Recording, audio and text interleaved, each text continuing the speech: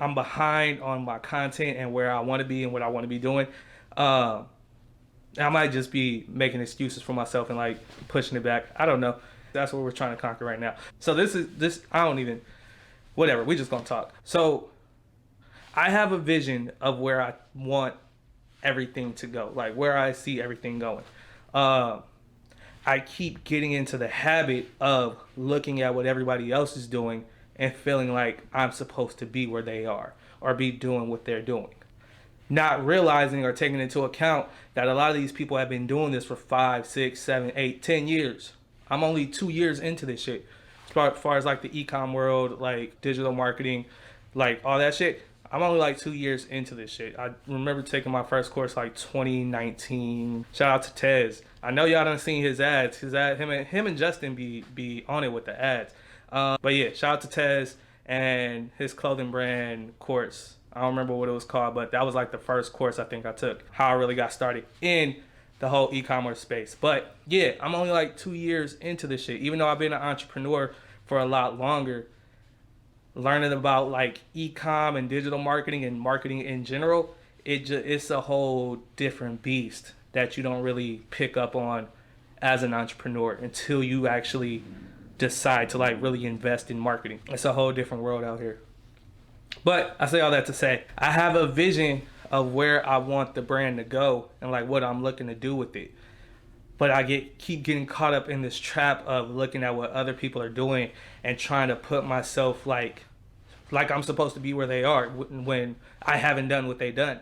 And I still have to go through the process and go through the stages to show that I can do it. Even though I know I can. Like I've proven that I can do it. I just need to prove it to more people. Get more social proof. That's my biggest thing. When I was doing social media marketing just to do it, when I was doing content creation just to do it, when I was producing a podcast just to do it, that's when I should have been keeping track of everything that I was doing. But I wasn't worried about any of that. When I was trying to build my photography agency, I wasn't keeping track of any of that shit. I had no idea what I was doing. I was just like, yo, I'm gonna throw some shit together and figure it out. The photography agency was my first, like, really just looking at what other people were doing and feeling like, damn, I'm not on that level. So I think I just kind of let it go and was like, I'll just keep practicing and not focus on it. Horrible idea. Horrible idea. Keep going, doing what you're doing. Run your race. Don't focus on them. Don't look at what they're doing. It'll fuck up your whole shit. Just focus on you and do what you're doing, because I've done it. I've been there. It's not good for you. It's hard looking at other people because you're supposed to look at them for inspiration and like how to get better, but you're seeing the shit that they're doing, and then you look at what you're doing and it's like, man, fuck y'all. I don't even want to do this shit anyway. That's not we're not on that. We're not doing that. Not 2023. We're not doing that. That was a good transition, because that's what this video is about. Things we not doing in 2023. That's what we're talking about today. And this is going to come from like a content creator, entrepreneur space. Yeah. As an entrepreneur, as a content creator in 2023, this is what we're not doing anymore. And comparing ourselves to other people, let's just go ahead and call that number one. That's the first one. That's the first thing we're not doing. No more looking at what other people are doing, how they're running their race. We off that. We not doing that. Cause I just talked to somebody the other day. She had posted up in a Facebook group, and we were commenting, going back and forth. We started messaging, and I was just giving her little pieces of advice, kind of just talking to her about what she was doing as far as marketing, how she was running her ads, how she had built her store as a whole. We were just talking, and I told her, I think you have too many products on your website. You're giving way too many choices and too many options for your reach to be as small as it is. That was no disrespect to her, but like, she had just started this like the past 6 months, a couple months ago. She wasn't getting any traffic to her website. She was having issues converting with her ads. So I'm like, one of the biggest things that I see going wrong is that you're running ads, sending them to this website. You're not sending them to a landing page. You're just sending them to a website, and a pop-up comes up asking for their email, but that's it. And that's not, everybody has a little 10% thing. Like everybody does that. We have to get a little more creative with how we go about building our email list. We have to get a little better at getting more creative with how we capture people's contact information. Say all that to say, I told her I think she had too many products on her page, and I was like, yo, you should go back to the hair oil, because she had went from hair oil to skincare to lashes, and it was like a boutique almost. But I was like, yo, you should go back to hair oil, because that's where you were getting the most success. That's where people were really like tuning in, and then you started branching out and doing all these different things. When you go from one to many like that, it throws people off, because they know you for this one thing. People want to know you and associate you with something. They need to have an identity of you in their mind. That's why people tell you to niche down. We'll get to that soon. That's why people tell you to niche down, because it's easy for people to recognize you when they know you for something. Oh, that's the marketing guy. Oh, that's the hair lady. Oh, he does the cupcakes. Oh, he does photography. That when they can recognize that and know that's what you're there for, it makes it easier to hook them in. When you start switching up and go into all these different areas, that's when you start to see your sales dwindle, because you haven't built up enough momentum for being known in that space. It's really about finding something that you're really good at and just being really fucking good at that one thing. Just get extremely, extremely good at that one thing. Then you can branch out and do all the other shit. Look at Shaq. Shaq got really good at basketball, really good at dunking. Now he's on every other commercial I see.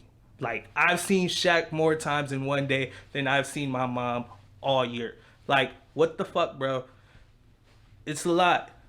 Shout out to Shaq. He getting his money. I'm trying to be on that level, but I'm just saying, once you go from being really good at something, it becomes so much easier to spread out and touch all these other different subjects. Because a lot of us are hyper creative. We have all these different things that we want to do and all these things we want to focus on. But in order to get to that point where somebody's going to take your content serious and want to work with you and trust you and believe you, you have to be really good at something. One thing. That's why marketing. I'm only talking about marketing. I could talk about DJing and photography and podcasting and all this other stuff that I can tie into marketing. That's low-key why I went this route. It encompasses so many things. But anyway, once you get really solid at doing that one thing, it becomes easier to talk about other things, because people already connect with you. When you have an audience, when you have a relationship with them, going off brand or going off brand or off topic, it forces that barrier of comfort out. It makes the circle bigger. You start off here, they only know you for marketing, they only know you for photography, they only know you for hair. But once you get a big enough following and people are like really, really vibing with you and connecting with you, as you start to talk about other different things, it opens up that circle a little wider and wider every time. Does that make sense? So like, focus on being good at one thing and then go bigger. Feel me? Makes sense, right? Okay. Damn, I went all the way off on a tangent. That wasn't even what that was about. No, shit. Okay, so, damn, way the fuck off on a tangent. So, I told her she needs to niche down. She should go back to one product. I went way the fuck off. I told her she needs to niche down, come back and like focus on one product. I'm sorry, this is hilarious. I went so far off topic, bro. Anyway, so I told her she needs to niche down, right? I told her she should focus like on one main product and maybe like one or two complementary products until she builds up momentum. After that, she can like expand and like do these other things. So she sent me a website. She's like, what about them? They're doing the same thing, selling the same things that I am. So I went and looked at the website, Googled it, found out some information about it. That company had been around since 1989. She was about a year, 2 years into her hair business. They had multi-billion dollar investors, different distribution partners. She has a Shopify store. That's no disrespect to Shopify store, because I know some Shopify stores out there doing 6, 7, 8 figures a year. I know. But when you're just getting started, unless you're going like viral on TikTok every single day, just running up numbers every single day.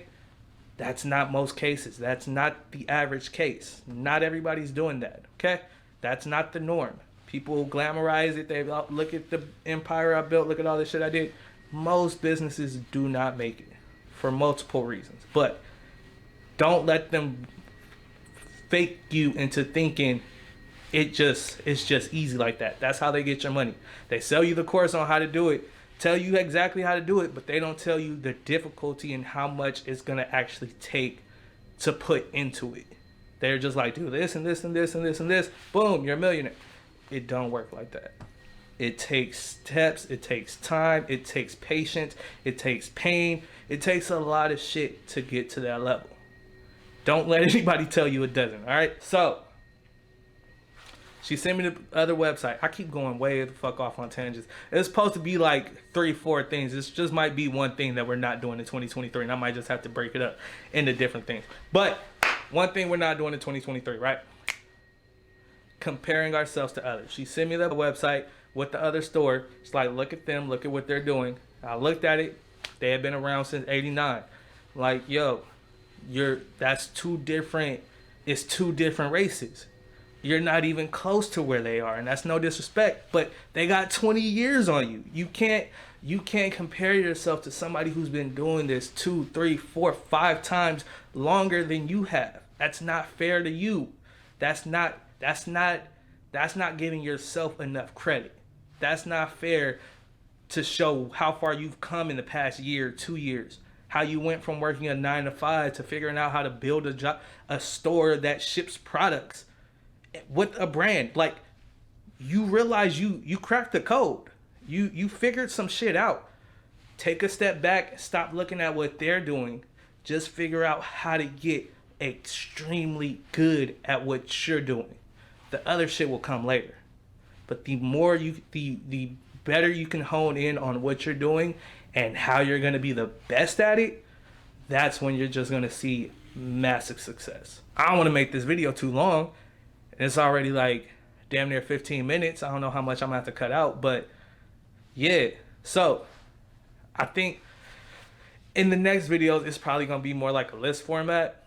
I think this one was this was completely off script. I had some shit written down that I was going to go to, but I really just started talking and voila, chef's kiss. But yeah, so first thing we're not doing in 2023 is comparing ourselves to others. Make sure you subscribe so you can get part 2, however many that's going to be. I'm going to try to keep it to like 2 or 3. I promise. I'm going to try to keep it like 2 or 3 and not go off on so many tangents. I'm a work in progress. We figuring this shit out together, all right? All right, bet.